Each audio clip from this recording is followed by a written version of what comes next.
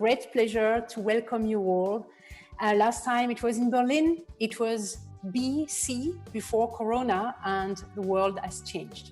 So yes, this edition of the European Film Forum of the San Sebastian International Film Festival is placed in the context triggered by COVID-19, and we will make an in-depth analysis of how the situation is affecting the European audiovisual sector, which was already undergoing a process of transformation, obviously, in its business models and structure due to the digital revolution. And we will reflect on the challenges and opportunities faced by the European audiovisual industry. The European Recovery Plan, Next Generation EU, recently approved by the European Commission, will serve as the framework for reflecting on and discussing the actions that institutions and organizations at different levels must introduce to their plans in order to reactivate the audiovisual ecosystem. We have great guests coming up from European institutions, but also from different countries to bring national perspectives too, including professionals from the audiovisual industries who are joining us today. The live streaming session is open to the general public. It will be available on the festival website in Spanish and English. That's why I decided to go to English. You can have this translated in the language of your choice. Later, it will be also available in Basque. Now, let me tell you a little bit more about the program of today.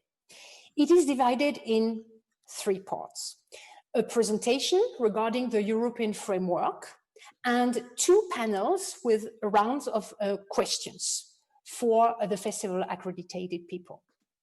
The presentation first will start by obviously analyzing the effects of the crisis on the sector and by setting the scene for the new landscape.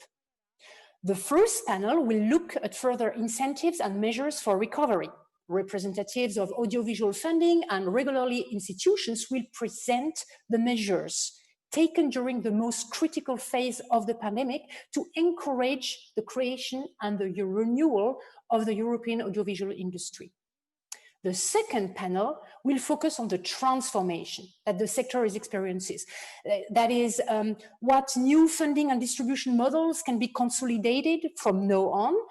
Will this crisis be used to standardize more sustainable practices in line with the green shooting movement? And what new opportunities may emerge after the increase in the consumption of audiovisual contents online? So please make the most of these experts for you here and get ready to ask your questions in the chat when we go to the panel discussions so that you are part of this experience. But that's it for my introduction. Now let me introduce you to our guests for their welcome address. I have the great pleasure to announce first José Muñoz Otaegui from the Department of Culture and Linguistic Policy Advisor at the Basque government in Spain. He will speak in Spanish, but remember, you will have the Basque on demand on the platform very soon, and there is the Spanish translation. José Muñoz will take the regional perspective and tell us about the challenges the culture policy has to deal with in these super uncertain times and the possibilities that the EU gives to the region. José, please, the stage is yours. Thank you. Buenas tardes. Good afternoon. It is an honor to welcome you in this new event here from the Basque Country. We cannot welcome you in our city as we would love to.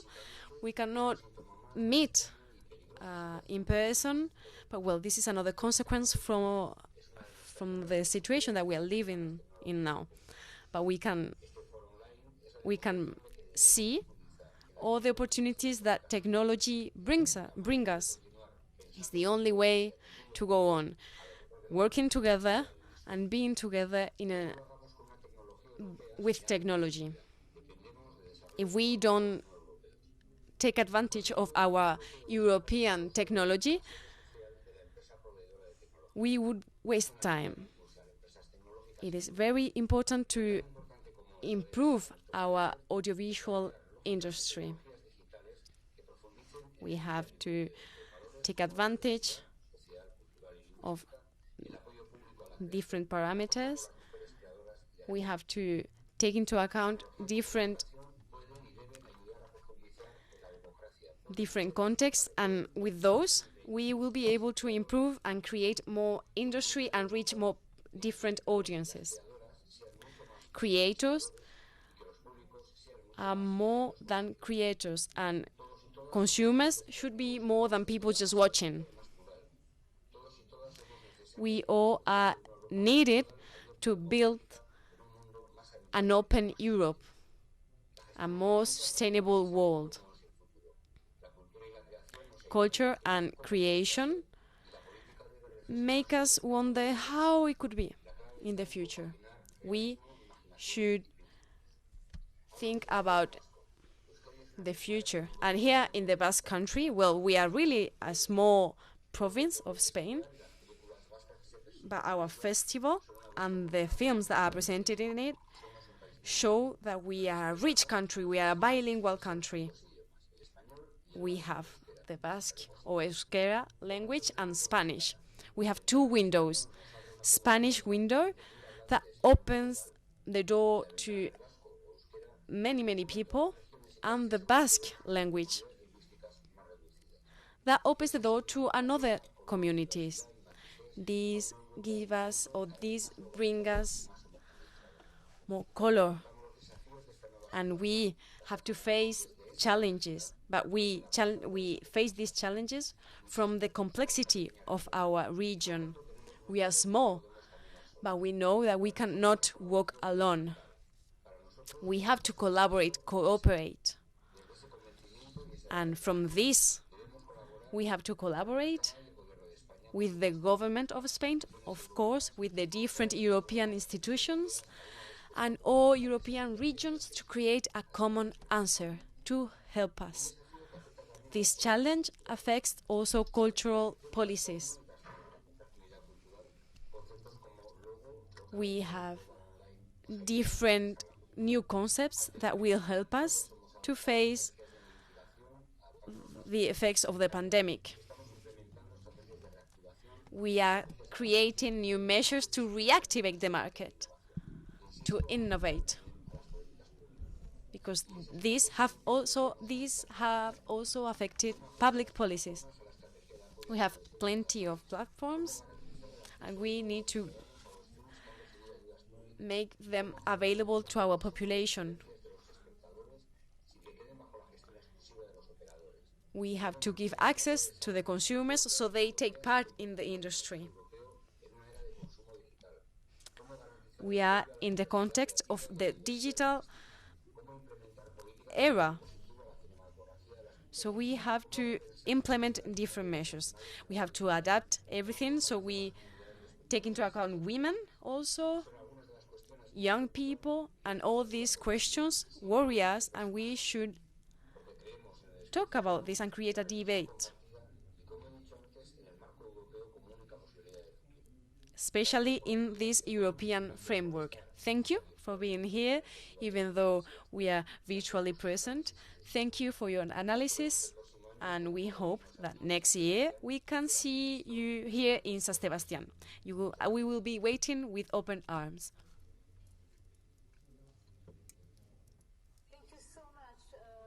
And I really want to come next year. So I will be there. And I will even try to say something in Basque next time. So, but now I'm delighted to go on and go to our next guest. And well, the budget of the Spanish government for the recovery plan has not been approved yet, but Beatriz Navas, the director of the Institute of Cinematography and the Audiovisual Arts, the ICAA in Spain, is joining us to share her insights on the actual situation. Beatriz, please, the stage is yours again. Thank you very much. Good afternoon, everyone. It's so good to participate in this forum, even online. I would have much preferred to welcome you in person in San Sebastián, where public screenings are going really well with strict safety measures. I will speak in Spanish, but before I want to thank Lucía Recalde and Emmanuel Joly from Media Program and José Luis Rebordinos, director of the festival, and Esperanza Lufiego, head of the industry program, for inviting me, and congratulations for this forum. 2020 has been a challenging year, and especially for cinema and film festivals greatly affected by the pandemic. We hope that the incoming year will be the year of the recovery, of plans, of discussions, of visions, and we are looking forward to the implementation of the European Recovery Fund as well as national policies that should help our sector, crucial sector in the digital culture that we are living on, and to get out of the crisis. And bueno, ahora tomo la palabra. Well, I'm changing into Spanish. Koshan has presented different key issues. And as we want to be fast and dynamic, I won't repeat myself. But there are different issues that would be interesting. Firstly, the situation in Spain regarding the recovery plan.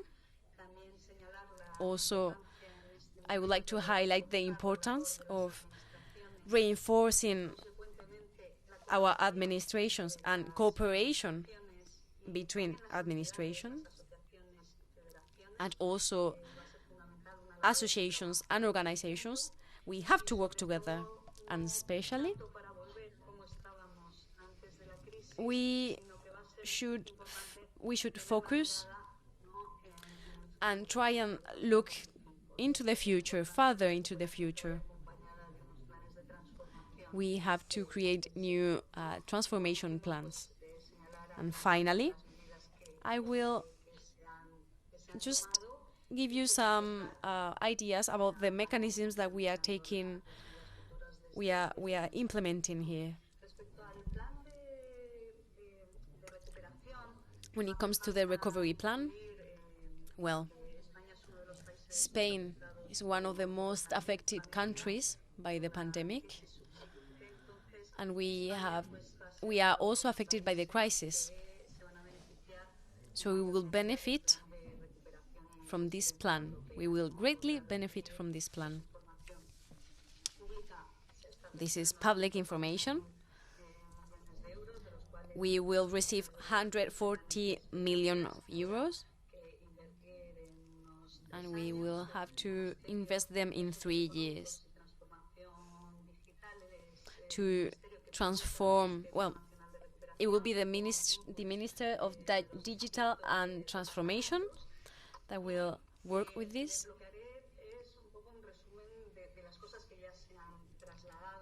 So I will give you an idea of the things that we have already on the table. I will also talk about the budget from our government,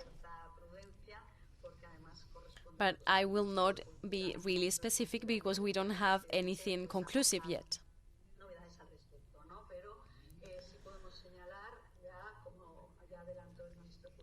But as our cultural ministry has already said, it will be really important to strengthen cultural industries. We have different sectors, as the audiovisual sector, and we have to give this sector the importance it has.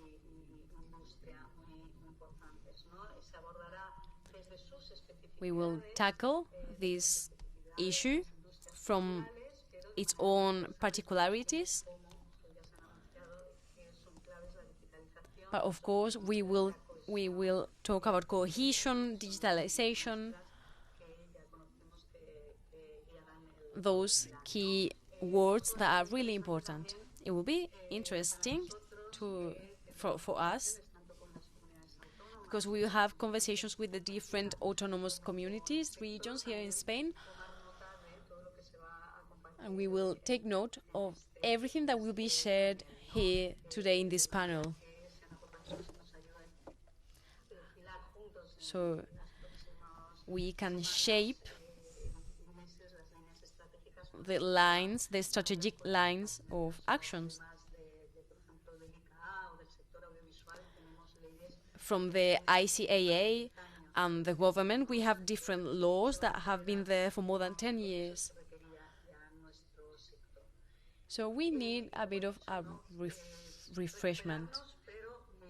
We have to recover and we have to look into the future. And we have to strengthen the administrations as well. We have to see what have we learned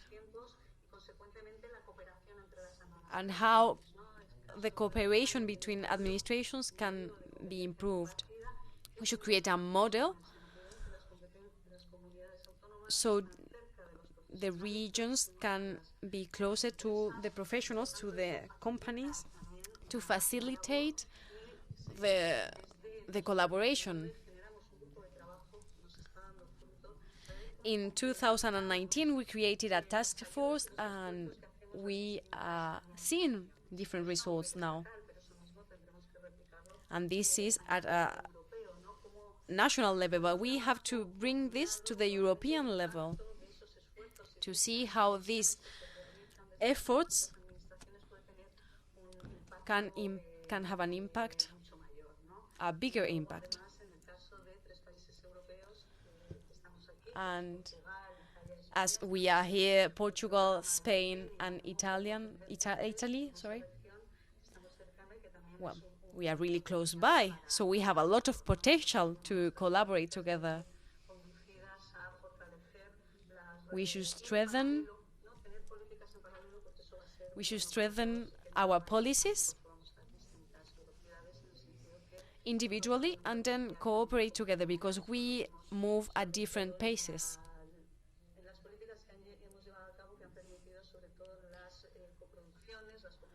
Different policies have allowed co-productions. For example, a co-production from Spain and the Netherlands. And I think that this should be reinforced and highlighted. We are transforming the audiovisual sector here in Europe. We are leaving the transposition of this sector, so we have to invest at a European level. In Spain, we will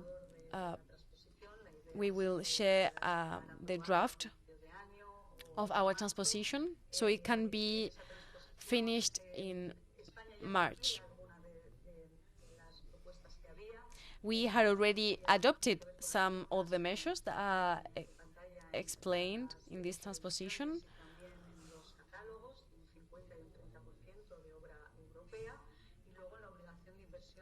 And we also committed to the obligation of investment to different sectors, public and private sectors. But we will change something that is really important. Our operators, those who are out of Spain, that also operate from another country into Spain. To sum up different measures that we have approved,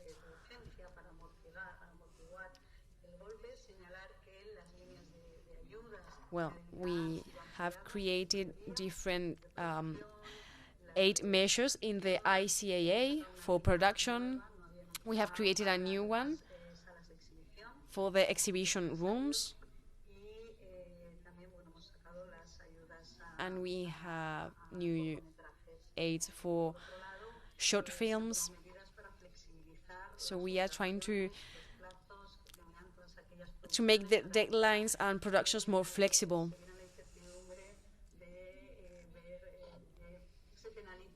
So people shouldn't suffer from stopping the work because of the pandemic, for example. We have to accompany these companies and producers, because they are doing efforts to create and invent. So we have to give them a good feedback.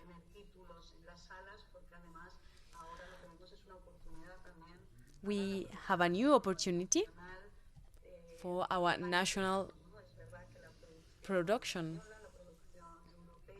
The European production and the Spanish production are far from, for example, North American productions, but we have to, you know, take advantage of the situation. We have to implement new aids, new lines of help to reinforce our industry, to strengthen it, so we can get out of our countries, so we can use technology and also we can take advantage of this digitalization world.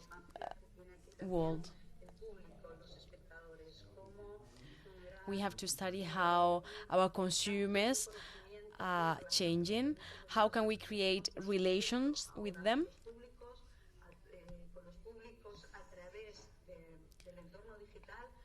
through a digital environment, so we can have cohesion in Europe. These are strategic lines that we have to study.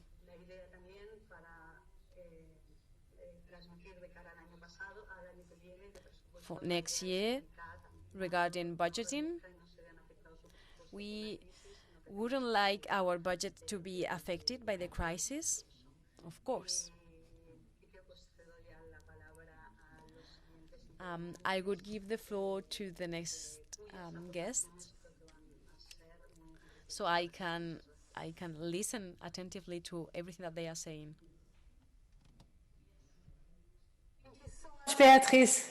That was really great for us to see what is the situation from your perspective and there in Spain, what is happening. And now we are indeed going to go to action, and let us move on and start into the core of the topic and see now what the key facts are. And we'll start with the data. And I'm very glad to have here with us Gilles Fontaine, head of the European Audiovisual Observatory Market Information Department. He joined the observatory in 2015, and as such, I would say, has an excellent overview about what is happening in the sector. He will now update us about the state of the European audiovisual industry through an analysis of what the latest data suggests about the impact of COVID-19 on our industry. Gilles, please go on with your presentation. Thank you very much.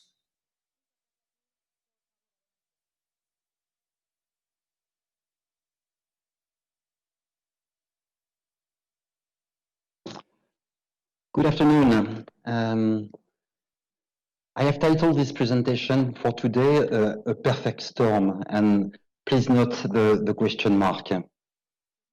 A perfect storm, as you know, results from a rare combination of adverse meteorological factors, and I have chosen this title because my point today will be that COVID-19 comes at a time where the audiovisual sector is already engaged in deep transformation, and that to an extent, COVID-19 is accelerating pre-existing trends. And that's what I will try to show today. Let's start with a snapshot of what has happened during the crisis, or maybe I should say what is happening during the crisis. Out of the various segments of the sector, and I am talking here about the end market, two are obviously severely hurt. Theatrical exploitation on the one side, and TV advertising on the other hand, despite, we must note, strong audiences of linear television. So far, the other segments have shown more resilience. That's the case of the public funding of public service broadcasters. That's due to the relative protection of annual budget. It's true also of pay television, thanks to internet and TV bundles. And it's true also to an extent for home video, with on the one side a lockdown of stores, but also the benefits of digital sales and rental of films and TV programs. And of course, we know that in turn, subscription VOD kept on growing, which is a phenomenon which to an extent limited the total losses of the revenues of the sector. But just to give an order of the violence of the situation or of the order of magnitude, the losses of revenues of the sector are very significant, probably around 10 billion euros for 2020 only for the European Union. And this does not take into account the exceptional costs related to shooting which were relaunched at additional cost. So that's the snapshot of the COVID-19 effect. But as I was saying, COVID-19 comes at a time of transformation. And it comes at a time when the revenues of the sector have been stagnating for several years, at least in real terms.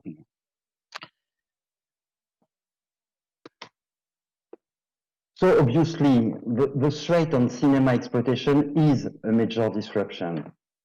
But other impacts that we are seeing now come from trends which were, in my view, already at work.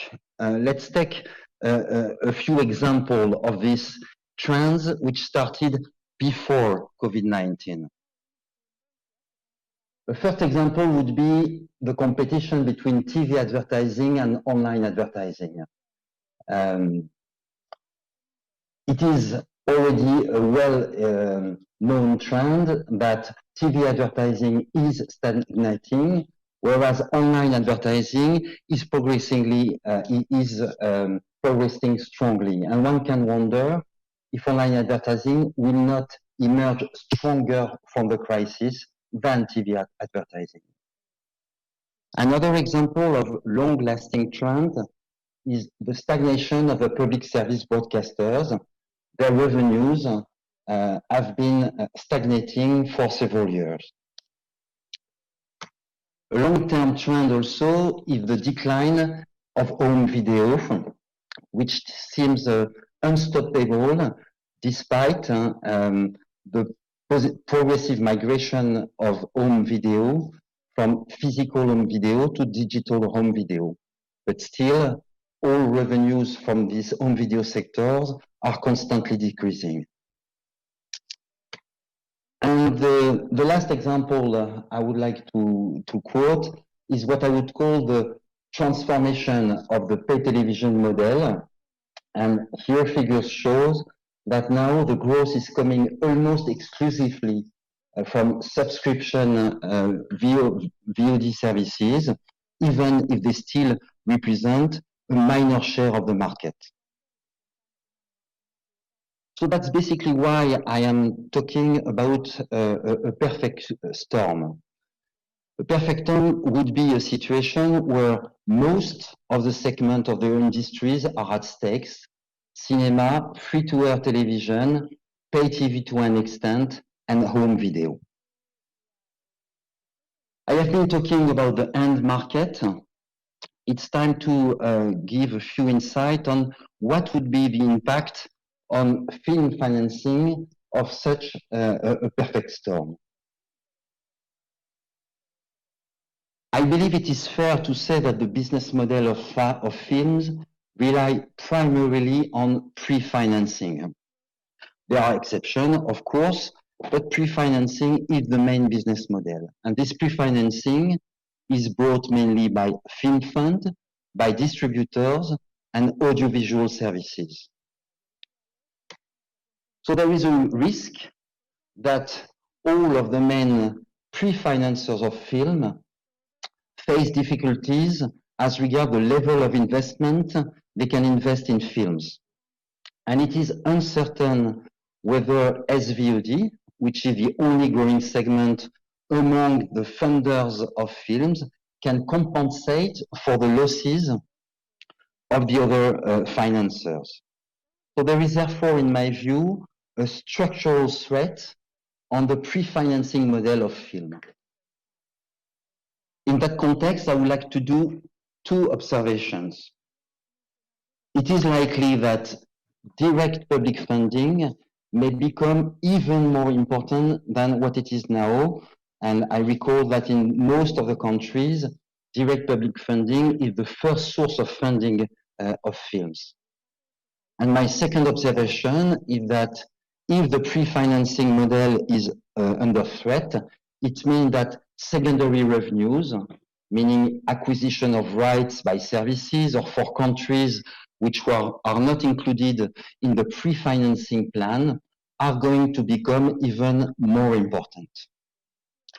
And I would like to conclude this presentation by open questions. And of course, the first of them is the very future of the COVID-19 crisis itself, the condition in which the cinemas will operate, the condition in which the shooting will be made possible. But I would like also to shed some light on three questions. My first question is, can European films gain a higher market share of acquisitions? I have said it before, acquisitions may become more important in a context where pre-financing is at stake. So can European films gain a higher market share of acquisition, and will the new VOD quotas help achieve that goal? And my two other questions relate to the policy or the strategy or the programming strategy of the audiovisual services. In a context of limited resources, what will be the trade-off that they will make? What trade-off will they make between acquisitions and productions? And what trade-off will they make between the different genres of content, and in particular, between films and TV content? This was what I wanted to share with you today. I now thank you for your attention, and I leave the floor to our moderator. Thank you.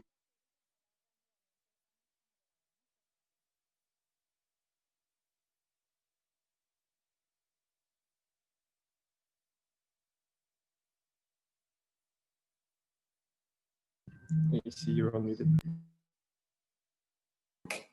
Sorry, sorry, I was muted. I will have to repeat myself. I'm really sorry for that. Anyway, I think it was an excellent presentation for us to have all the data at one place and to get ready to see and go to the further step of this day, which is now the first panel on incentives and measures for recovery. So what are the tools? We are going to ask the representatives of audiovisual funding and regularly institutions to present us the measures that they have taken during the most critical phase of the pandemic, especially those to encourage the creation and renewal of the fabric of the European audiovisual industry. And for this, I have four guests. I start with Lucia Recalde, Head of Unit Audiovisual Industry and Media Support Programs at the European Commission in Brussels. Lucia, nice to see you again after the interview last week for Creative Europe Visions, where it was also about the future. I welcome Luis Chabi, President of the Board of Directors, the EFAD, Agencies of Europe, Director of the Institute of Cinema and Audiovisual, also in Portugal. I welcome Peter Dinges, CEO of the FFA, the German Federal Film Board in Germany, here in Berlin. Peter, wir sind eigentlich Nachbarn. We are neighbors. My office is just 50 meters from you. So we are basically in the same place. Not in San Sebastian, unfortunately. And last but not least, I have also on this panel Iole Maria Giannatasio. Purtroppo non posso parlare in italiano. Research Unit Coordinator at the Directorate General Cinema e Audiovisivo, MIBACT, which is the Ministry of Cultural Heritage and Activities in Italy. So I would say we have really the great panel here to start with. And I'm going to start with you, Lucia, with the new situation after the COVID-19 in Europe, which will definitely affect the budget and the implementation of the new Creative Europe Media Program planned for 21 up to 27. And now taking as reference the framework of the European Next Generation EU Recovery Plan, tell us maybe a little bit more what it is all about and which are the strategic guidelines that you are going to launch at the present time and what will be given priority in the new program in the short and the medium term. I'll leave you the word for a couple of minutes so that we can have all the basic information. Thank you. Thank you very much. Buenas tardes, Arratsaldeon. Land, besides. So I'm really grateful to take part in this virtual meeting. Allow me to start saying just a few words about what we did from the European Commission in the immediate recovery phase, because the priority was to weather the storm. Gilles was speaking about the storm. What the first initiatives we took were really, let's try to weather the storm. So we really used the tools we had. We were not that many, but certainly Creative Europe, to instill as much flexibility as possible to try really to help the beneficiaries adjust. We managed to allocate 5 million euros for the cinemas for the reasons that Gilles very well explained. Cinemas were closed. And by injecting money, liquidity in cinemas, actually it has a spillover effects in the whole value chain. And we also use the guarantee facility to try to instill and facilitate the access of liquidity to the small creative SMEs, because we know that liquidity is possibly one of the most important challenges that the industry is facing today. So, and we discussed a lot with the industry and with the observatory to gather data to all have a collective picture of what was going on, because that could help us take well-informed decisions. And I'm really glad, and I think that this work of seamless discussions with the industry, I think, is paying off. It's paying off because in the context of the Next Generation Europe, this unprecedented effort of 750 billion euros, 14 industrial ecosystems were considered as particularly vital for the recovery of the European economy. And creative industries were among these 14 industrial ecosystems that were singled out and highlighted. So now, when it comes to the use of the Next Generation Europe, the guidelines were adopted last week. And the Commission has made it blatantly clear that the money is not just to weather the storm, is to really, for the transformation of the European economy and the European society. So I think this offers really a wonderful opportunity, really to help the industry reinvent itself and really be able to thrive in the years to come. For Next Generation Europe, member states are in the driving seat. They need to present plans. The Commission will be assessing those plans, but first and foremost are the member states that will need to really include audiovisual and creative industries and one important sector for financing. So I'm really glad to hear from Beatriz and from the Spanish authorities that it seems imprudent that this is likely to be the case, at least in the Spanish case. And besides, through the other MFF, multi-annual financial framework funding programs of the European Union, we will also contribute, we will provide a response. Creative Europe and the media program in particular will contribute, that goes without saying, but we would really like to mobilize InvestEU to facilitate investments, equity and debt financing for the audiovisual industry, Horizon Europe also to facilitate the innovation and the technical transformation of the industry. And final comment on my side, the crisis is so serious that no one can do this alone. So we will really go for much greater synergies than we had in the past with the national and the regional administrations responsible for the funds. The challenges are common, so the response has to be much more joined up than it has been the case so far. Thank you, Lucia. Yes, absolutely. Now, Luis, the EFAD, the European Film Agency Directors Association, is the voice of national European film agencies bringing together the directors of national film funds from European countries. So taking into account the European Recovery Plan, what is the position of the EFAD related to the execution of this plan? What are the opportunities that the next generation EU could offer to contribute to the transformation of the European audiovisual industry? I'll let you present your point of view, Luis. Bueno, me voy a presentar primero en castellano, si me permite. I will speak in Spanish first. Thank you very much for the invitation. And it is really a great organization from the San Sebastian Film Festival part. For your question, well, just before addressing your question, let me just underline a little bit what was the main role that national film funds had during this crisis since the very early stage of the pandemic.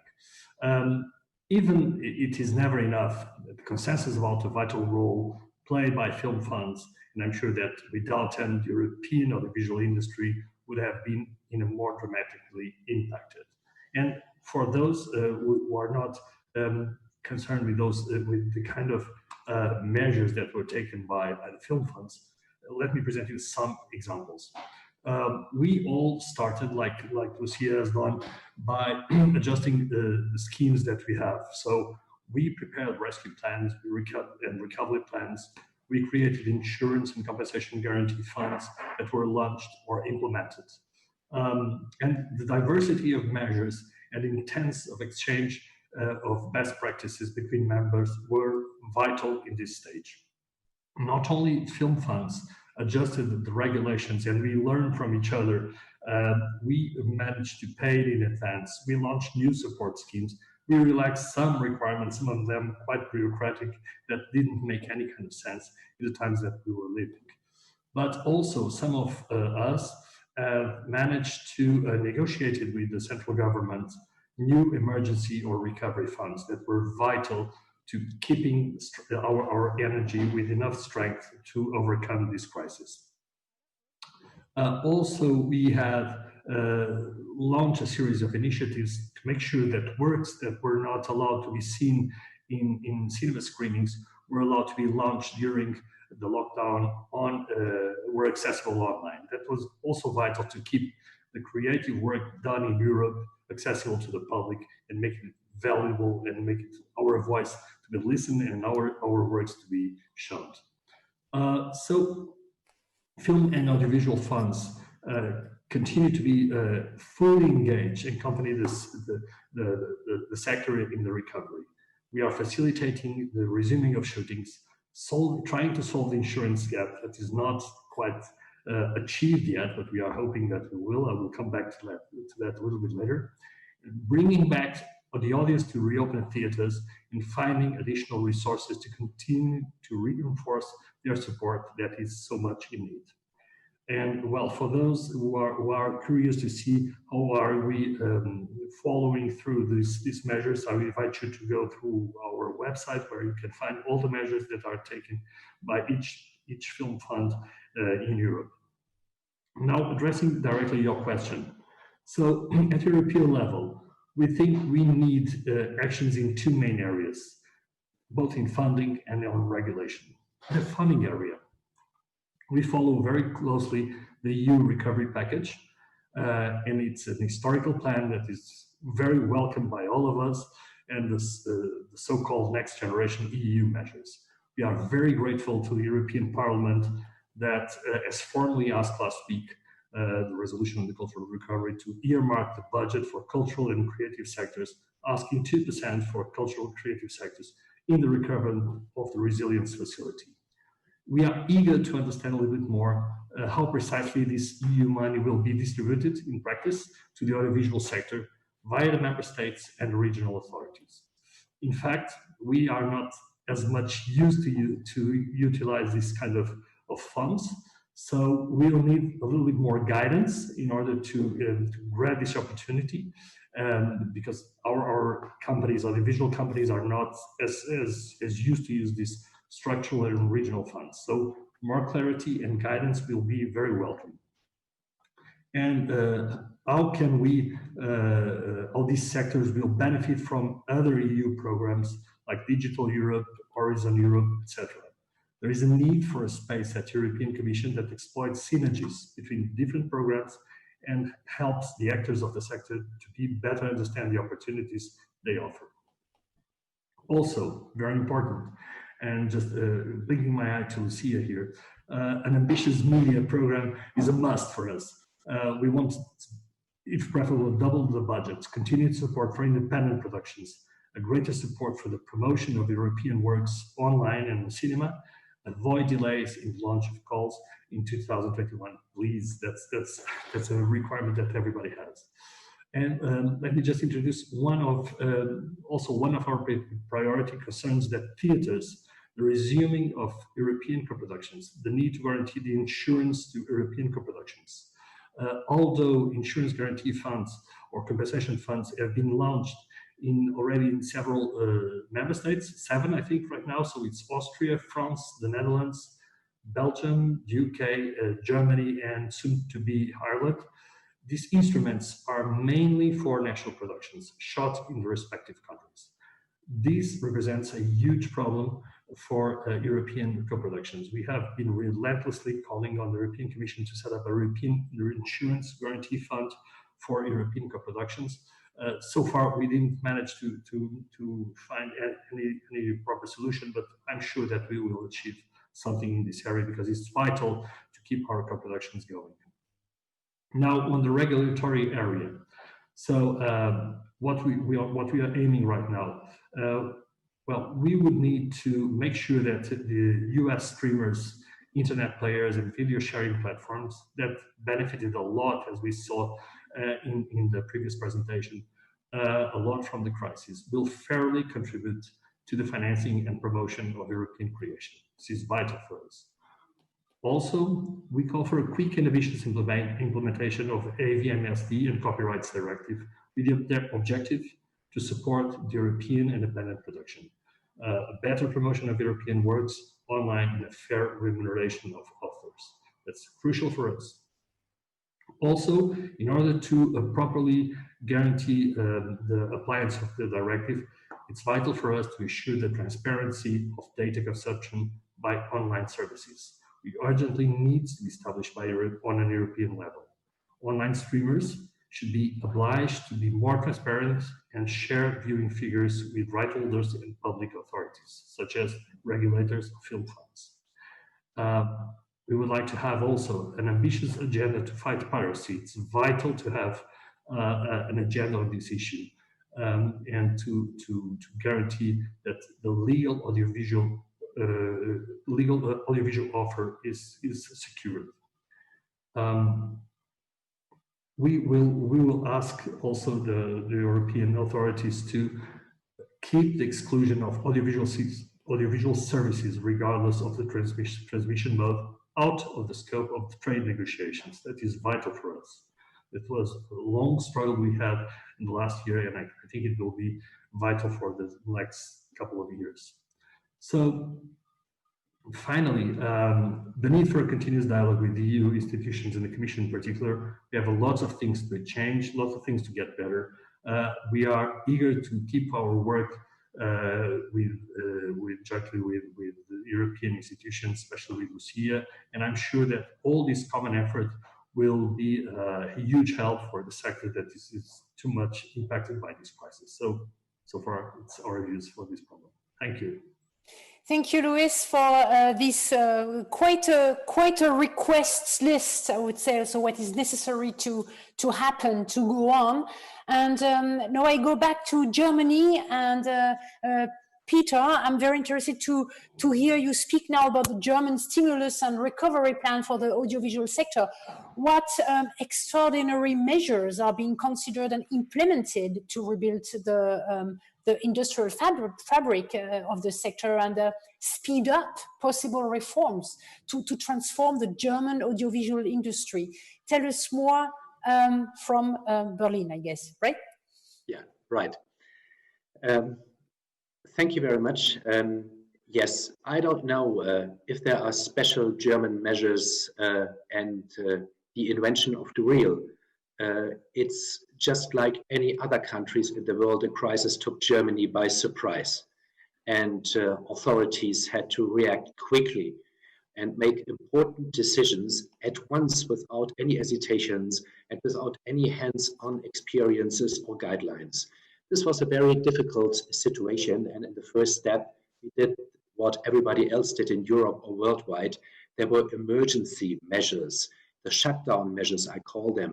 Directly after the shutdown, we just helped with interrupted and cancelled production. We gave compensation to producers, but also to distributors, because they stopped immediately to distribute their films, and nobody exactly knew what to do. And so there was immediate help necessary. And you have to know, funding institutions are not designed for emergency measures. They are designed for middle-term and long-term building up a structure and industry or creative industry structures, but not for emergency cases like this. And so we had to get more flexible. We had to think over administration. We had to be creative in administration. Yes, this exists, and this was the challenge, not only in Germany, and I think all over the place, all over Europe, and also in the Commission. So we had to find solution, and that's what we did. And there was a bunch of measures which was accompanying the shutdown, trying to soften the immediate effects of the shutdown. At the second stage now, we try to reboot, to restart the industry. And there's a big program since June out, it's a so-called restart program for the cultural infrastructure in Germany. And 165 billion euros have been put on the table by the government, tax money. And this tax money is necessary in order to reboot the industry. And this is not FFA money, because levy systems like us, like the CNC, and many other institutions in Europe, like many other funding institutions in Europe, are based on levies. And levies depend on income, for instance, of cinema and the theaters. And if there are no levies, if there is a shutdown, if cinemas are closed, then we do not have any income. And this makes more than 1/3 of our income, which is lacking. And so we are also in a crisis. And I'm very happy and grateful that the government with tax money was intervening at this time. And those 165 million euros contain also a 50 million euro guarantee fund, which is just the beginning, because there are also the region and the federal state, Germany, which will come into the guarantee fund. And I hope that this guarantee fund will increase to 100 billion euros. But there are still problems, because, you know, a guarantee fund is something you normally create in a year, and we had to create it in weeks and months. And this is really the fast track. And we have to speak with other countries. We have to find harmonization. And just Luis Chavivas already mentioned it. Yes, the subject is co-productions. What do we do with the co-production, which is shut in France, but the COVID-19 case happens in Germany? It's a co-production. So do we limit our guarantee fund only to German production, to German majority production? How do we harmonize this network of guarantee funds within Europe so that co-productions are still possible? This is a big challenge. And a further big challenge in Germany is, how do we break this chicken and egg problem at the time being? The chicken and egg problem is, there are no great films available. There are no Hollywood blockbusters coming into Germany, coming to Europe, filling the theaters. And because there are no big films available right now for the theaters, they do not even open. So 50% of the theaters in Germany are open. And this with social distancing, meaning they run German cinema right now, the exhibitors, with 20% of their capacity. And social distancing without films, meaning that they make this year more than 350 million euros losses. And with every week, with every month, we have to fear that there will be severe structural damages in the exhibition sector. And we are really afraid that we might lose parts of our exhibitors and parts of our cinemas. And that's what we are right now fighting for by investing in distribution, by investing in promotion, by guiding the audience back into the theaters, and to bring more money into the theaters that they are courageous and reopen the cinemas in order to welcome the audience.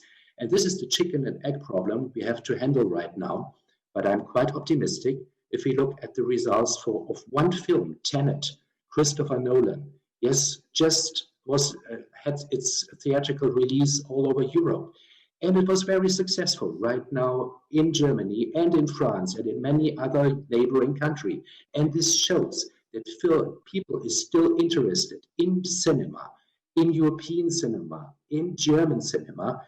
And if you look, for instance, at the situation of drive-in theaters, we have 20 times more drive-in theaters since March, with extreme figures. They are rising to 1,500% more audiences right now, because you have to take your car in order to go to a movie.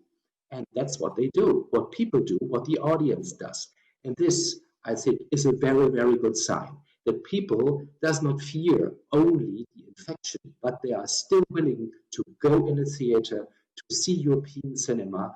And this, I think, is a very good sign for the time after the crisis. And so it's a survival question right now in Germany, that we take care of the cinemas right now, of the exhibitors, of the theaters. And this is our major concern. And after the crisis, there will be an evaluation. We will have a look at the structure. But let's wait, and waiting is hard in those times. But after a clear analysis, after a diagnosis, it's not possible to plan your measures for the future. And that's what we have to wait for, the end of the crisis. I think everybody is dreaming of the end of the crisis at any case. I see we go back to the future with a car in the 50s in drive-ins now, but cinema not dead, as I understand. So that's good. So let's move forward and see what happens with Iole Maria. What's happening in Italy? Which measures aimed at the audiovisual sector are going to be presented to Brussels in the national reform plan? And how is Italy actually going to face the transformation of its industrial fabric, as I was talking before? And what are the key elements that you think have to be considered? Iole Maria, please go on. It's your turn to tell us more. Thank you, Elise. It's my pleasure to be here with you and share our views on how we try and tackle this incredible hit that we had with COVID that affected the whole industry. And I have to say, we were, as the National Film Fund, we were under a lot of pressure, and because we wanted to be helpful to our companies to help them survive through the crisis. And in order to do so, we had, let's say, three main strategies. First of all, it was crucial that we just streamline the actual measures we have in place that are often, blocked by other situations, by bureaucracy. And we had the tools now to make it easier and to unlock funding that were already there, and to accelerate, let's say, speed up our procedures, relaxing also some of our rules.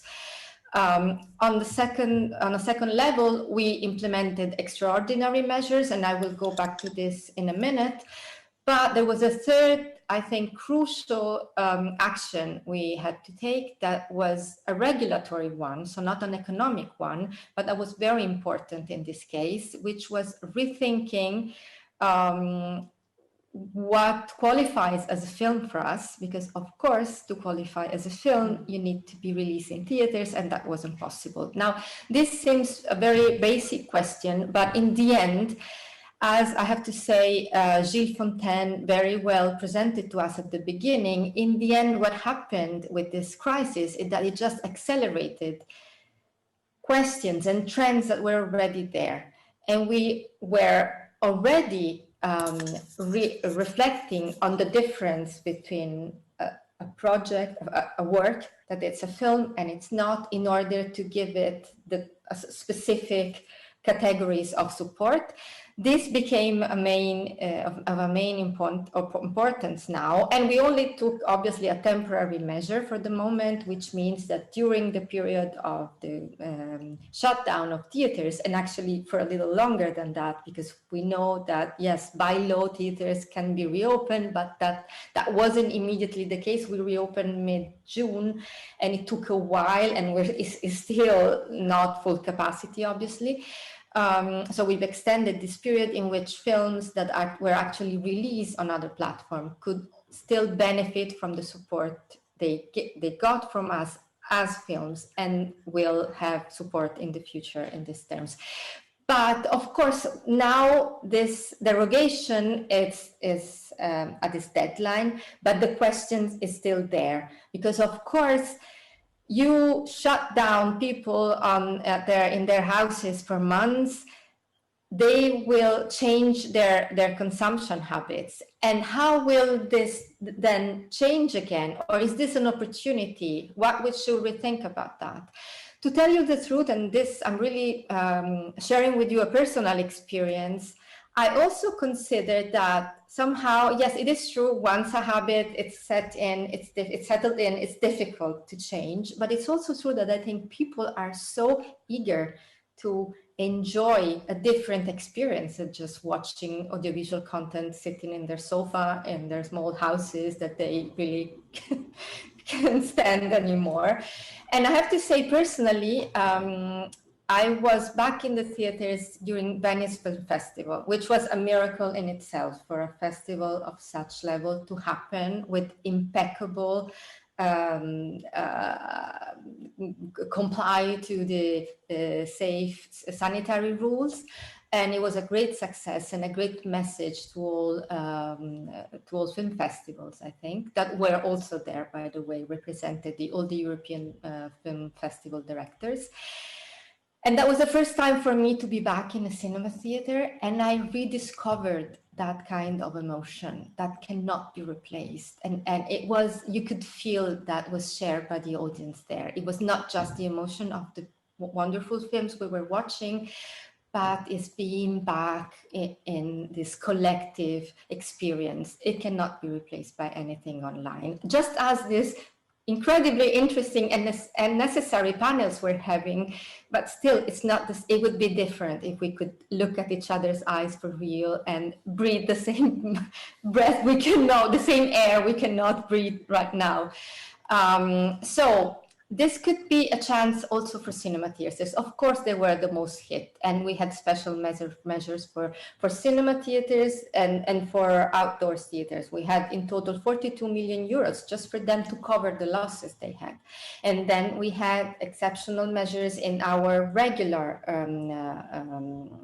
support lines, like with the tax credit, with a 10% rate, additional rate, particularly to cover the additional expenditure needed to respect the safety protocols, as well as we didn't put up an insurance fund. What we said is that we were not going to cancel the contribution, whatever they were, if the film is, as we hope we won't happen, but if the film is interrupted irreversibly, our contribution will stay on, and we won't need the final copy of the film to authorize it.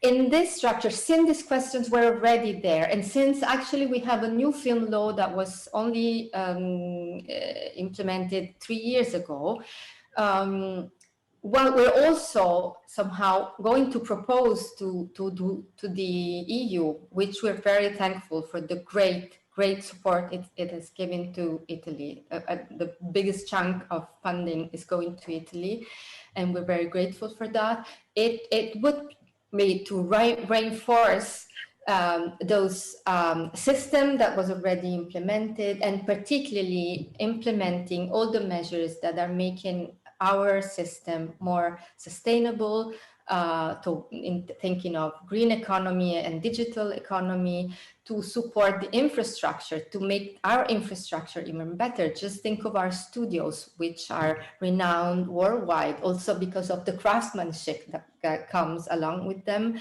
Of course, they need to be modernized as much as possible and be available for all international productions that may come.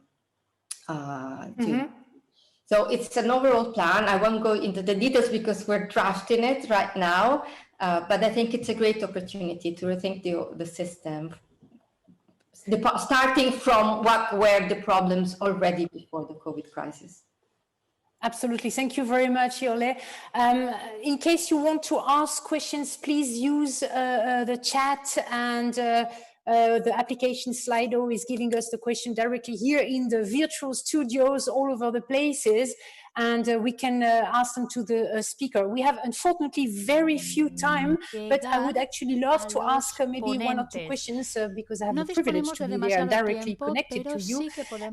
I understand that everybody of you is saying like, well, actually it is accelerating something which was actually already there, and the problems which were problems actually became bigger suddenly, and there are some things where we had to jump in and to do some recovery emergency programs. And this I understand perfectly. But do you think that which priorities do you see that have changed most when you see the programs before, where there was already something encouraging the transformation, and when you see what's happening today, what has changed the most in the priority? Is it only the money? We talked a little bit also about the regulatory things, but where do you see the priorities have changed the most in the program? Who would like to take the question first? Anyone? You have to unmute yourself, Lucia. I will break the ice. Yes. I think there is a sense of urgency that was not there before. We're speaking, we need to change, but mañana. And now I think change is yesterday. So there is really a sense of urgency that we need collectively to address and work together in the transformation of the industry, and really address the digital and the green transformation. But I think addressing the digital transformation of the industry is of the essence.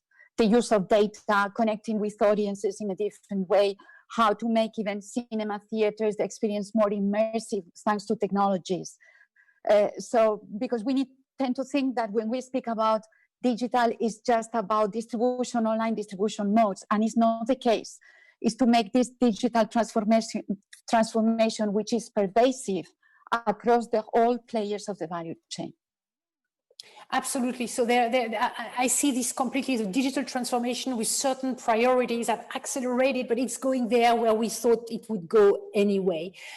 You were evoking sustainability, if I understood right, through all the translation and etc. Yeah. So what do you think the sustainability criteria that projects should actually meet in order maybe to receive funding? Do you think it's going to change a lot also in the next months coming up or years coming up, the very next years? What I can announce is that with the media program, we are going to be very serious about sustainability. We plan to start with incentives. We will do it gradually in order not to disrupt things, but certainly at the same time, we are taking this very seriously. And for the actions that really receive more money from media already as of next year, we would like to introduce some incentives to really go green. We see potential for training as well, because I think there is really a need to in some cases, to educate professionals. But this is something that at least with the media program is going to happen.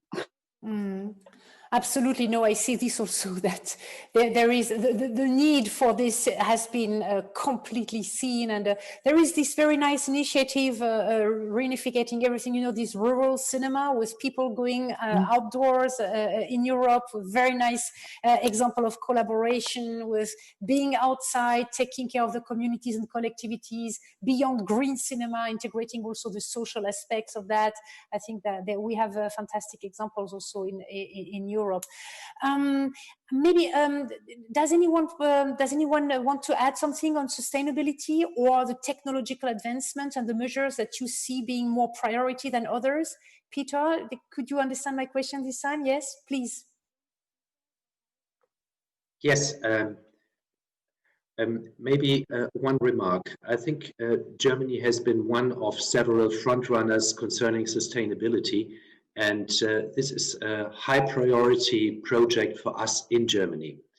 But one remark, when we come out of the crisis and maybe we see a little bit light at the end of the tunnel, although infection rates are increasing right now everywhere, also in Germany, then we have a weak industry. We have producers which have to get back on their feet again. And, you know, then to put on them, besides sanitary rules and hygienic conditions, even a green certificate and maybe social minimum standards, we should not, you know, exaggerate and give them time, one step after the other.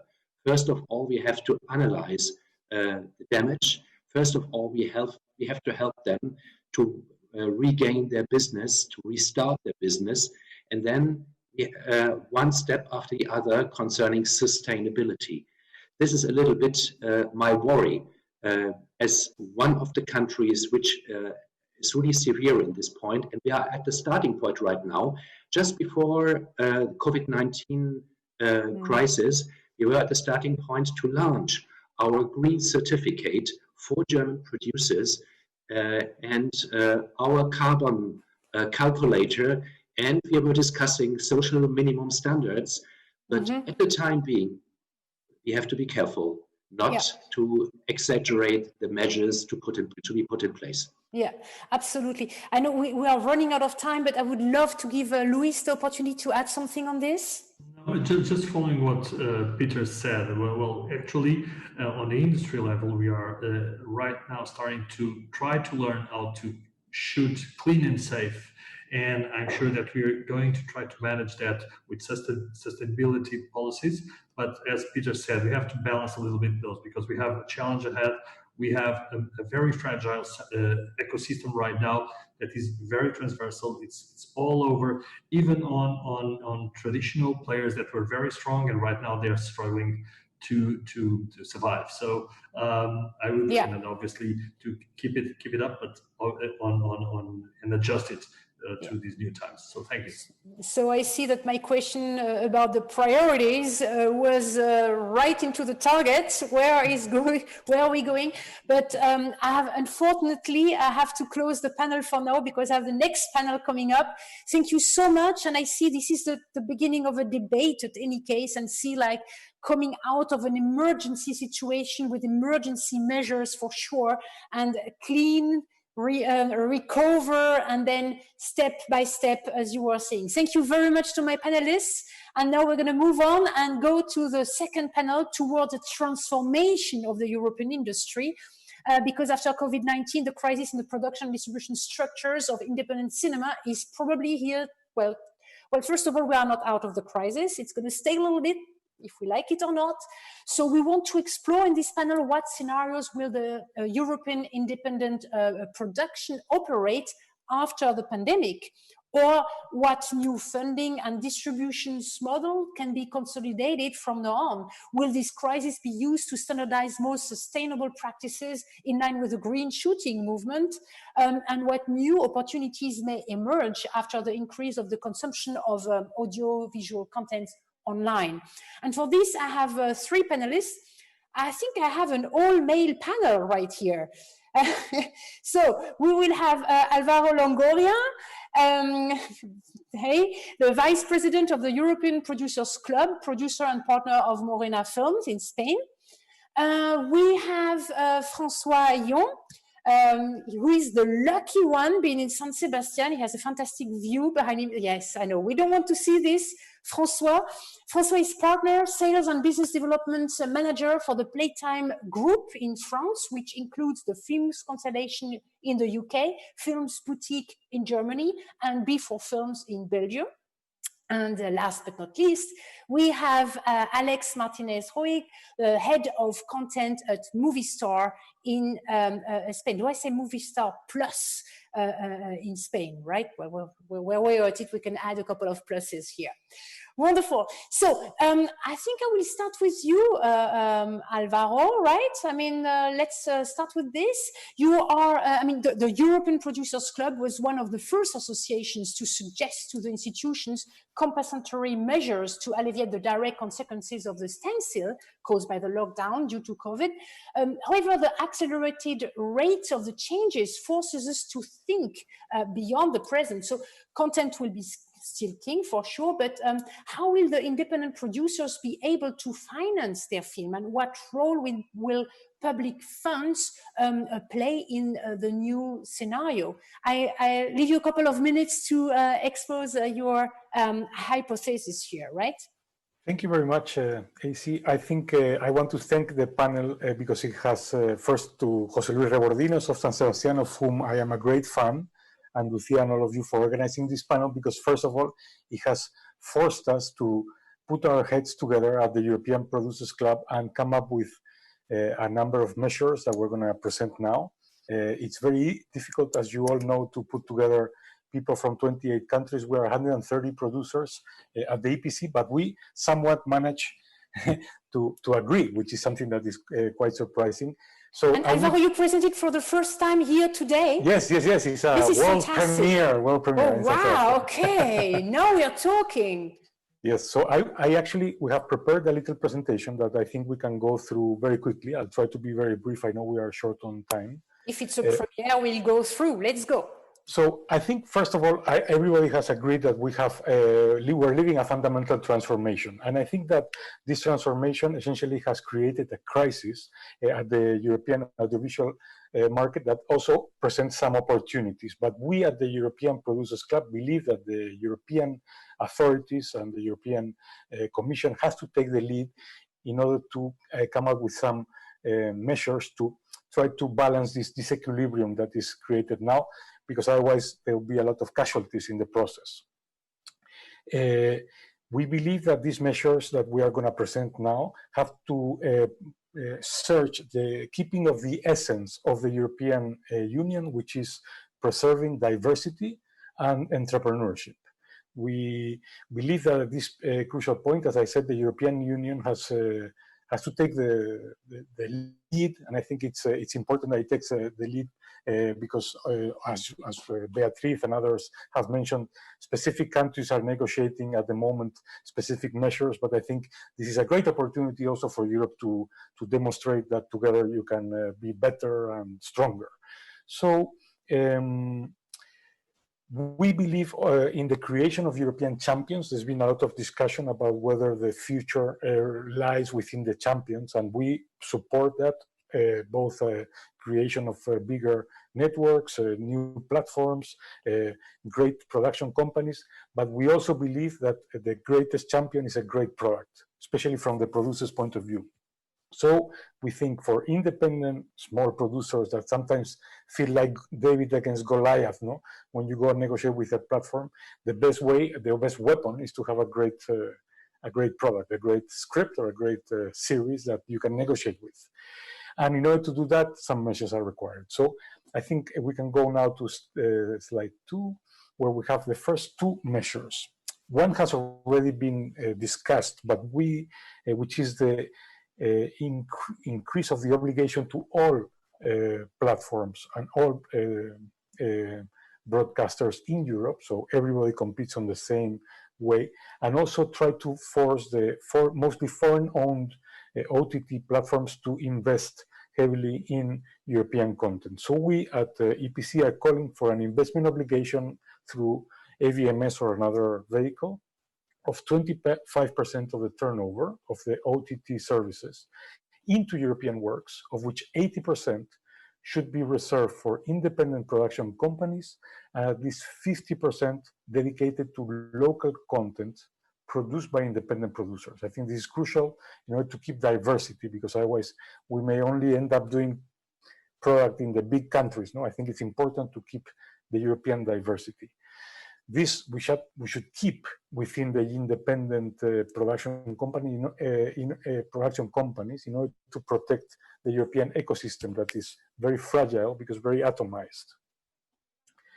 The second measure that we're calling for is the implementation of a best practices charter between independent producers and OTT services. It is sometimes very complicated for a small production company to negotiate with, as again, these Goliaths that have a different way of working because they come from a different market where things were made in a different way. So we believe that the independent producers have to be empowered in order to retain some of the ownership of the rights that they have created. They should be fairly remunerated.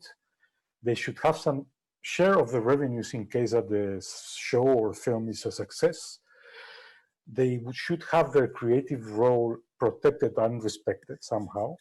We believe that producers are also authors. And we would like to ask for some transparency of the data, because right now we don't know what, a lot of the times we don't really know what is happening, how the programs or the shows are performing. And I think that, that we would like that to change, and I think it would be fair. In the next slide, we can go to a more public money. I don't believe that public funding should be the basis of anything in this world.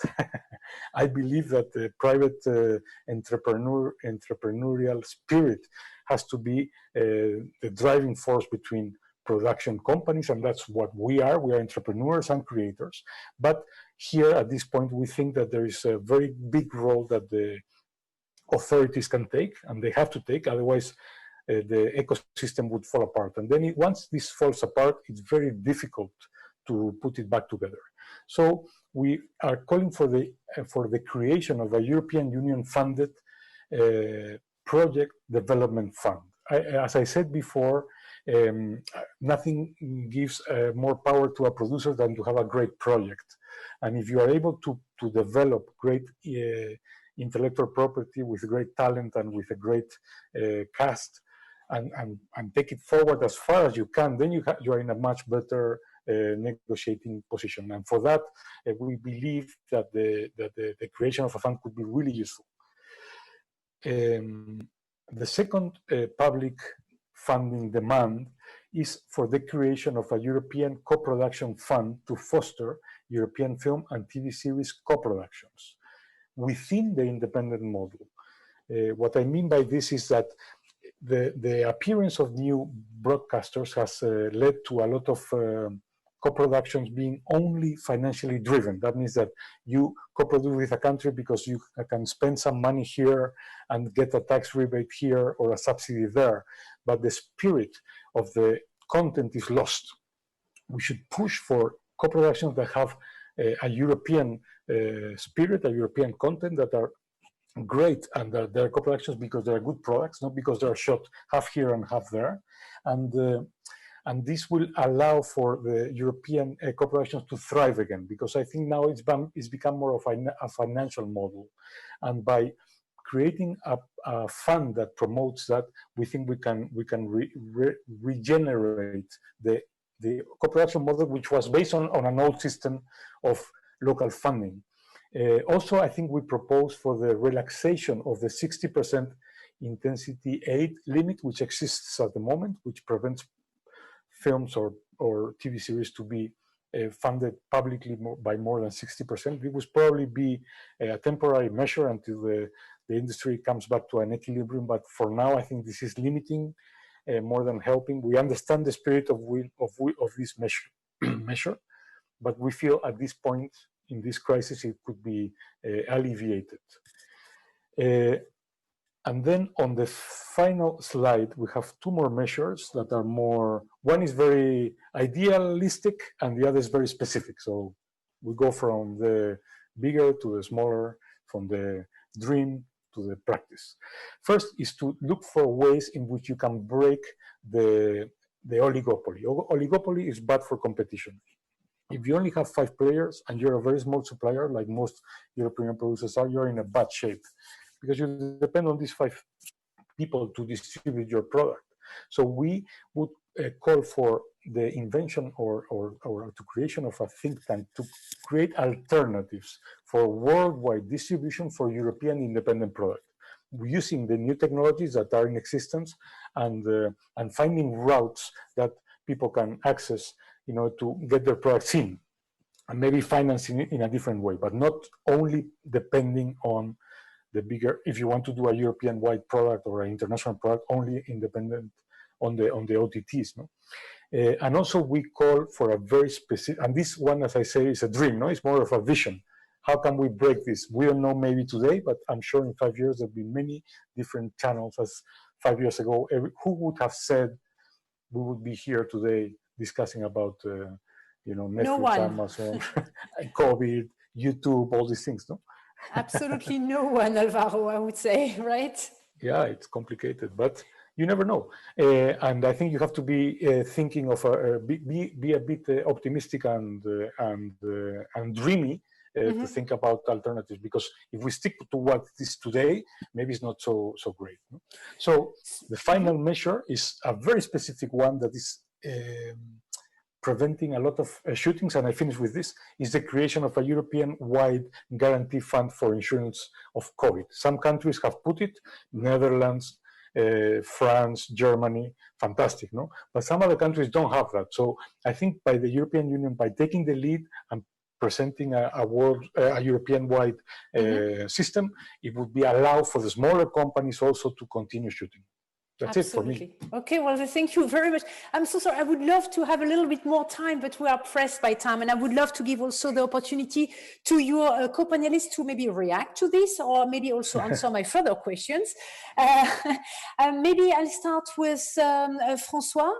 François, first of all, would you like to react to what Alvaro just presented? Otherwise, I have a question for you right away. Let's go to the question. Let's go straight to the question. This is wonderful. Okay, anyway, the film distribution in cinemas, we heard, need to be reinvented in view of the increase of the consumption of cinema online, especially by young people. The growing trend among sales agents is to diversify the business by taking part in the production of projects right from the development phase and using their sales channels for their international distribution, which includes a streaming platform for films that are more complicated than to distribute in cinemas. Is it so? And what new formulas do you see, are you considering to diversify the business and ensure your group's funding? What is your strategy there? Thank you, AC, for having me on this panel, and thank you, José Luis Rebordinos and the San Sebastian Film Festival for holding the event. San Sebastian Festival is the proof that you can still hold, like Venice, a COVID event, or an event, a great event in times of COVID. It's a bit different, but it exists, and it gives a lot of energy, I think, around. So a big thank to the Basque Country and to José Luis. Now to come back on a lot that's been said on the panel by very good speakers. I was particularly impressed by what Gilles Fontaine exposed in terms of numbers, because it's always good to see aggregates of numbers when you on the market feel the trend. And of course, what Gilles has shown is very powerful because it really shows the drop. I can only speak from an entrepreneur point of view. I don't have a plan, and I will not risk to make forecasts.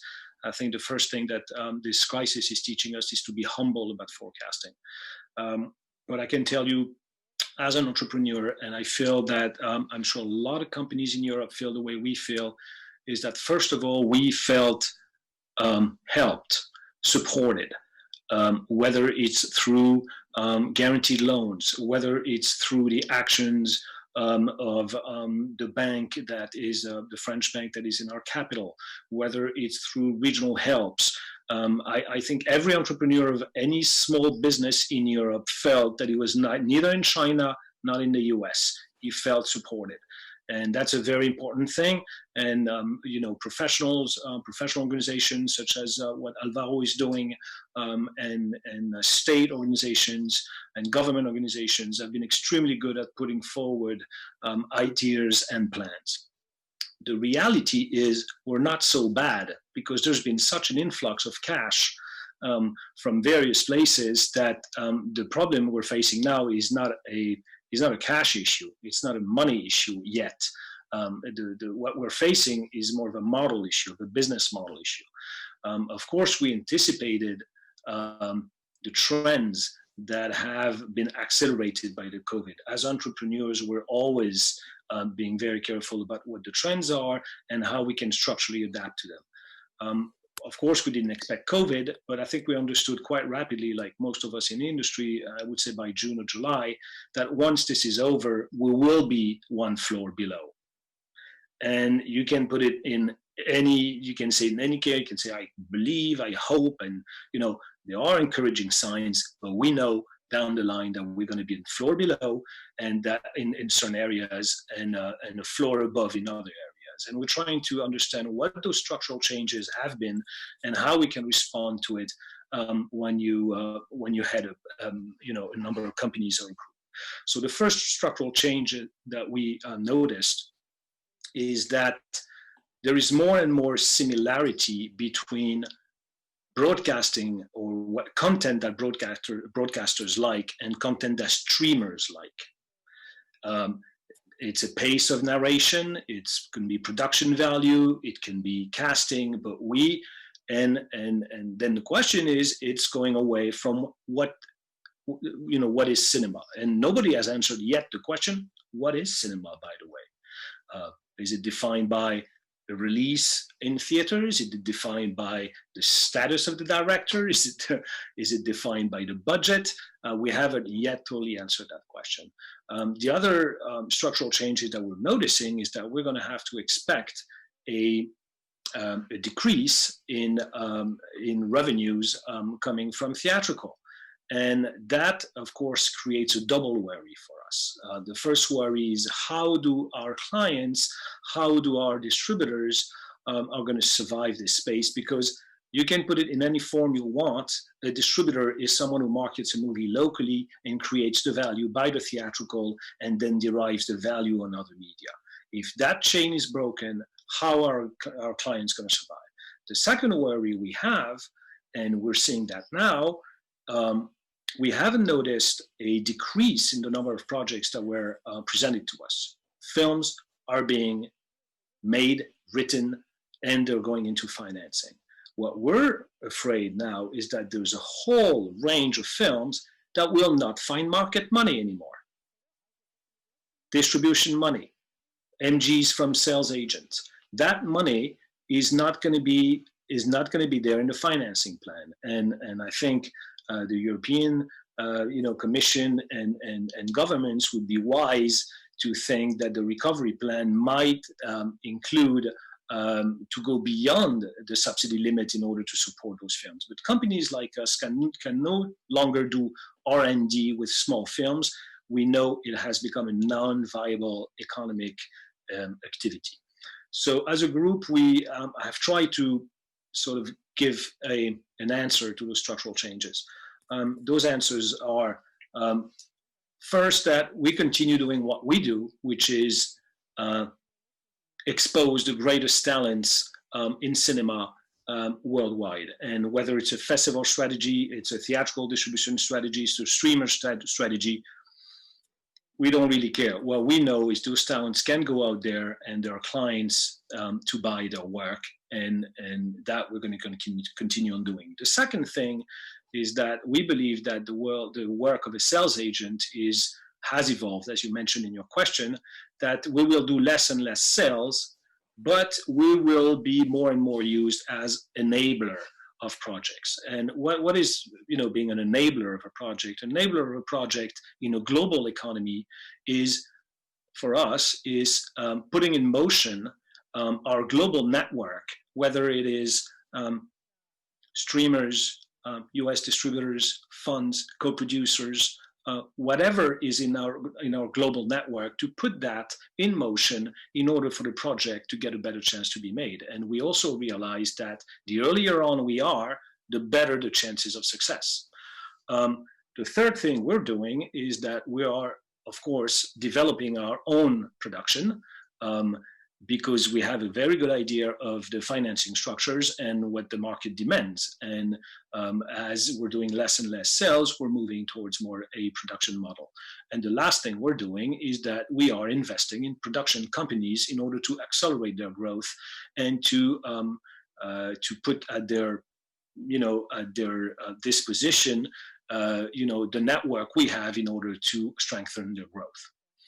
I hope that answers your question, and I hope I was not too long.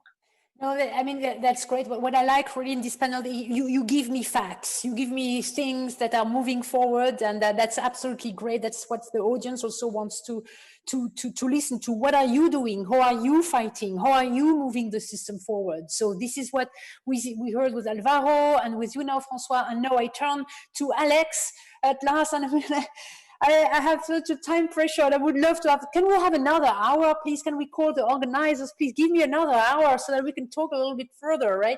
So Alex, anyway, for you, I would love to have the perspectives, because the increase of the consumption of films and series on the internet has boosted the online business, obviously, of streaming platform, and which is a trend which is speeded up by the lockdown. I would like to know, how has the arrival of the OTTs affected the Spanish, especially, and also the European market, especially since the beginning of the pandemic, from your perspective? And we say that content is king, and Movie Star Plus offers a huge amount of plural content. And what do you see for trends coming up for the next few years in terms of subjects or formats? I mean, I would love to see how you envision the future. How long I have for my answer? Because you have made a lot of questions. I give you 5 full minutes for sure. Go on, okay. Go on. Lo voy a decir en español. Okay, I will say it in Spanish. Thank you for inviting me. I miss San Sebastián. Well, even though I'm in front of the sea, because I am in Mallorca, I am still sad because I don't see La Concha. I want to be pragmatic.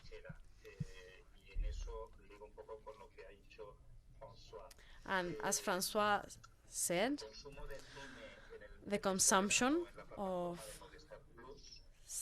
films in our platform has been over 22%, and we have had a 20% consumption of series. So we don't mind the channel of storytelling. The main change is that the audience decide. They decide if they want to see a story told in 25 minutes or in 2 hours with a huge budget. And we have to understand this. Everything is cinema, everything is film, and everything gets to the audience. When it comes to global platforms, of course, we had to rush and offer more things in our platform.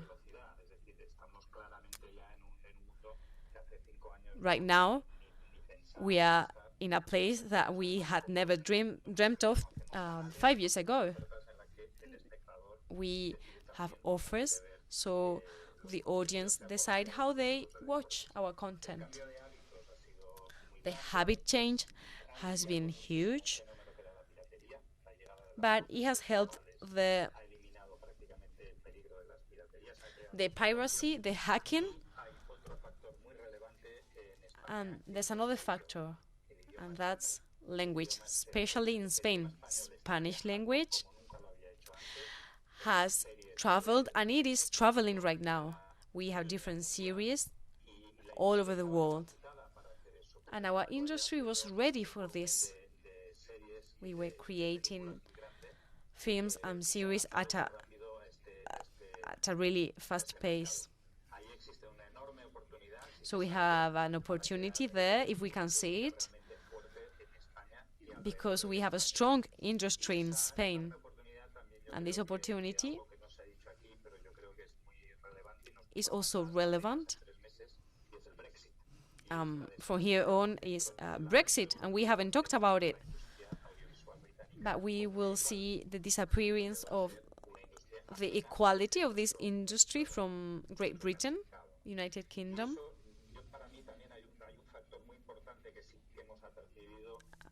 And for me, there's another key factor. the risk of cultural sovereignty.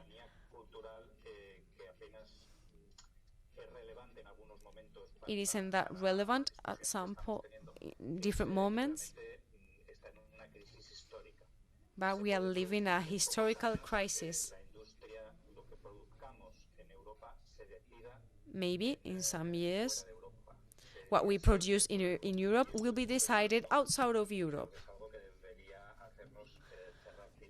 And this should make us think twice about our measures that we will implement. From Movistar Plus, we defend our cultural sovereignty in Spain and European sovereignty as well. We always lose our auctions when it comes to rights, and that makes us less competitive. We should be able to create a European platform.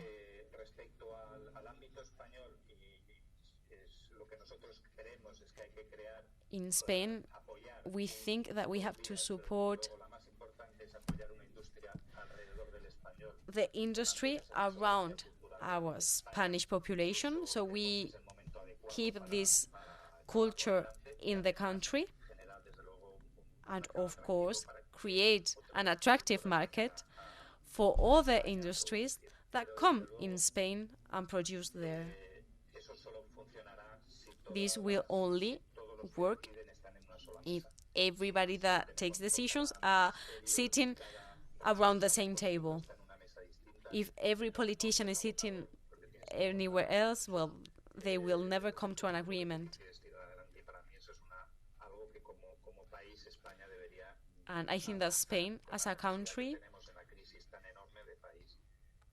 should work as a whole, so we can have a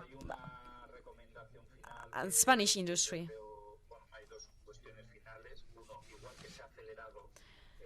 We have accelerated different changes because of the pandemic. Well, we have to accelerate also the measures as well. We have to take the less time possible and do as much as we can. And just to end with a note, I wish all of you that in 2021 we will be able to hug each other. This second wave that we are living, experiencing right now, well, it will be hard. Here in Spain, we are suffering, and I hope that I will see you in San Sebastián next year. So we can work together in a concrete market. Thank you. Thank you very much. That's very good. And no, we didn't talk about the Brexit. I didn't have the time. I'm very sorry for that. But I'm totally with you with the European cultural sovereignty and the way to promote also European culture through the audiovisual media, totally. I'm afraid I'm limited by time. I just want to check in the audience that we don't have any question that I can take on. Otherwise, I will have, unfortunately, to make that very short because I will have to pack it all together. But maybe I would like to have a super short last round with each of you. I would like you to tell me where is we were saying in the first panel, we have to take it step by step. We were referring partly to the sustainability, but also like with what is happening with the emergency and etc. and etc. I would like to know for each of you, because of your perspective as a company and where you come from in an association, etc. What is your very first next step on your action list to move the industry forward? And who would like to take this question first? Alvaro, you go. Well, I'm going to quote Winston Churchill. I am an optimist. I thought it was a better choice. So I am an optimist. I have to be. And the first thing we continue to shoot. We are shooting now, and we have to evolve and adapt. That's for sure, because the audience wants content and they want more content. So that's the situation. Actually, they want more, right? And we heard before from Alex that, or I heard or I translated that, okay, content is king, but actually the audience is king and decides what they want to watch, right? Okay, Alex, you want to take the next step? Well, we are preparing the next year, the 20 and 21st. Es un año muy difícil porque 2021 will be a difficult year, and we will have to give a different offer. Dialogue, knowledge, wisdom, and finding what people want will be key. So we have to keep talking. In Spain, we have a great opportunity, and it could be translated into Europe. Our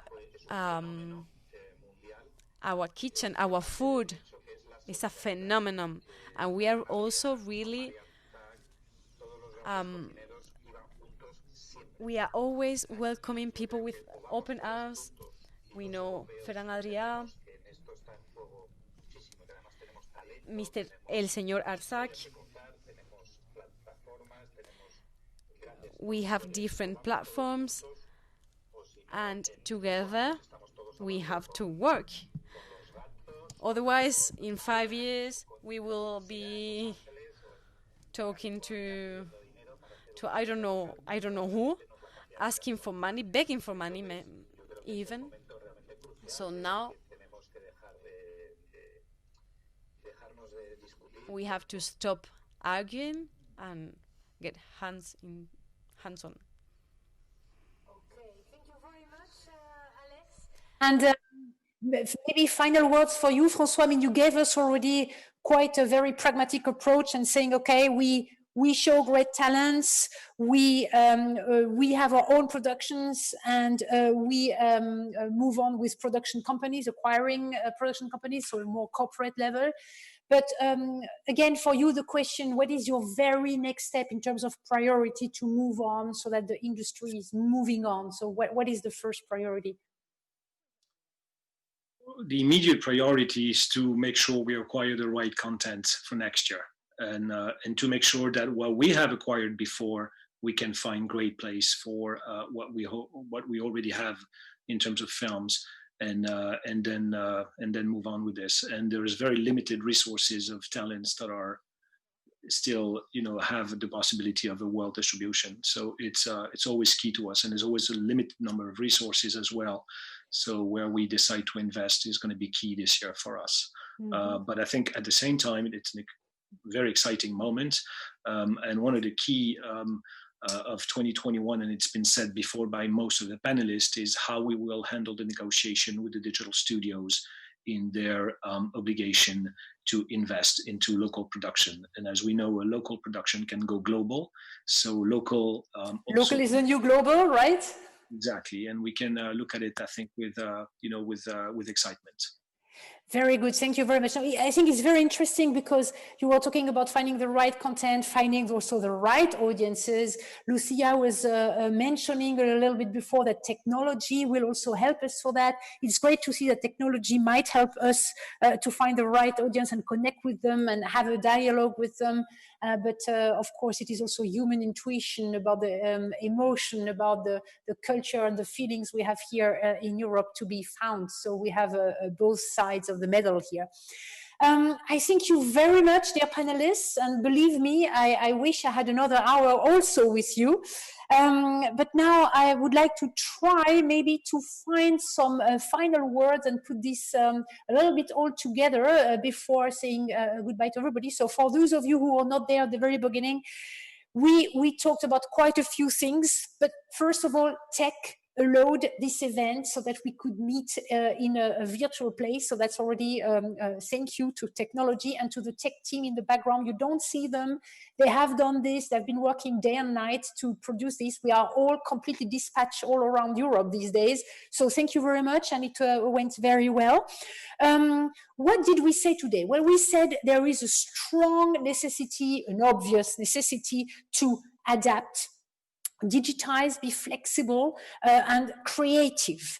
We have, so adapt, collaborate between countries, but also have a flow in the policies at different levels from Europe, nations, regions, but also institutions, associations, and the industry companies. We could see this in the program today because we had them all, so to speak, so that the dialogue and the synergies could come there. We said we had the need also to integrate. We did not speak so much about diversity today, which is certainly something which has also to do with sustainability. It was a major topic by the last European Film Forest at the Berlinale. This time, of course, we had to look further, more in terms of reboot, recover, and look into the future after not only recovering, we heard today, but also transforming, something which was already starting before and that has been accelerated and has to be supported. We heard that we feel supported here in Europe, so there is no need to be too much in complaining, but you may have requests, and two of you have been also giving a list of requests. So it's not only about funding, we heard, it is also about regulations, but also it has to do with structures. And these structures have also to do with business models. So that's why the requests we heard had to do with funding, but also the suggestions we heard today as a premiere from the European Producers Club with new measures have to do also with preservation of certain quotas, for example. Best practices have been evoked. It has to do with production, it has to do with rights, it has to do with distribution. It has to do also, we spoke about a European distribution tool at two different places. And I evoke also the guarantee and insurance fund, and which is somewhere in some countries to be found, in other not. And I think it brings me to the thought also that I heard at many places, we need to harmonize. And we need to have this flow between us. And I think all the panels have shown that we have started to do that. And I want to finish maybe to a more pragmatic note. At the end, we were saying it's great talent we need to expose. So it always starts with great stories, with great content, and we need to connect those to the audiences that we need. The audience maybe is king. I like that very much, actually. Even if it was not said like this, it is my own interpretation here. So please take also this summary with my own words and my own perspective. Actually, I completely forgot to present myself at the beginning. I'm Macy Coppens, and I founded the agency, The Catalyst, and we have to do with creative and innovative projects all the time. That's why I was invited to moderate, and it was a great pleasure for me to moderate these sessions today. We had a back and forth between institutions, associations, companies, the industry, and yes, this is what we had. I could not go faster with the summary, but now I would love to invite you all for the next things coming up. It's not the last format, obviously, here. We are all, I think what Tuesday, I think we're all a bit lost in space. I don't know where you all are at the end. Well, I know where François is for sure, but yeah, we're also a little bit lost. We're a little bit lost in, I hope that the régie is showing the picture of François right now, because he definitely is in San Sebastian. A bit lost in time. So we are Tuesday. So tomorrow, Wednesday, the 23rd at 6 p.m., we will have a live streaming with Francisco Ramos, the vice president of Spanish language originals for Netflix in Latin America. Don't miss it. Tomorrow at 6 p.m. CET. Thursday, the 24th at 6 p.m., we have the live streaming with the producer, Ted Hope. He doesn't need another producer next to him, I'd say. Ted Hope, fantastic. I mean, I hope I will be able to watch it, actually. And then on Friday, the 25th at 10 a.m., we have Zinemalia and technology. And I would have loved to have more time to ask more tech-related questions here with you today.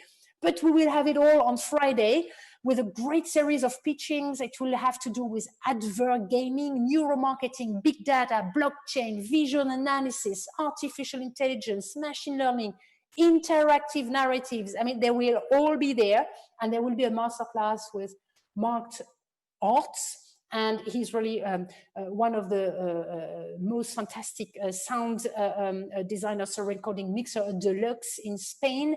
And he will talk about the constant evolution of sound technology. So don't miss it. It's going to be great. Yes, so, and I will see you on Friday. I'm moderating again. So come back on Friday and we will explore the future and the future of sound. Thank you very much to everyone. I don't know if the audience has a possibility to see all at the same time. We can wave goodbye and have a great day, have a great week. See you in the next days and see you next year. Definitely, please. François, we will go on that beach and we will have a drink together and we will hug each other, as Alex was saying. Thank you very much. We should finish on François' picture. Thank you to all of you. Bye-bye.